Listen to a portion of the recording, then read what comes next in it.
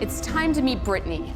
I want to find out what she can tell me about the night in her bathroom at home with her mom and her husband. To help me investigate the mystery of her death, I've had this dummy made out of gel, which has the same qualities as a human body, with heart, lungs, brain, stomach, skeleton, and blood. Brittany died so young, just 32 years old. But under her exquisite makeup and expensive haircut, she's just the same as any woman. Her body would have behaved like anyone her age.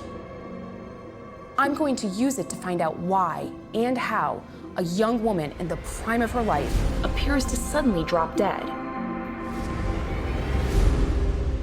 When the coroner's office releases the autopsy report, the results show anemia, multiple drug intoxication, and pneumonia caused by the bacteria Staphylococcus aureus. Even without the pending toxicology investigation, there's dozens of pages in Brittany's postmortem record, so I really need some help making sense of it all.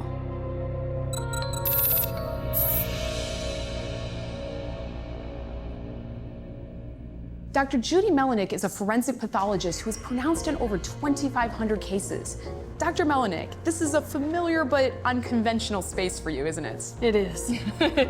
Where do you start? We start with the external examination. We look on the outside of the body to see if there's any signs of injury. And in Brittany Murphy's case, there was no sign of injury. The next step is to do the autopsy to figure out if there's any sign of disease. And that would tell you whether there was any underlying condition that could have contributed to the cause of her death. Or been the cause of death, correct. I know this is just a model, but can you show me on this where the coroner would have started? Absolutely. So we go from shoulder to shoulder, and then cut down the middle of the abdomen, and we remove the skin. And would this actually be quite bloody in a real cadaver? There is blood, but because the person's dead, it's not pumping out. It just pours out from gravity. So after reflecting the skin, you'd see the chest cavity encased in the ribs, and then I would slice the ribs open using a rib cutter or lopper.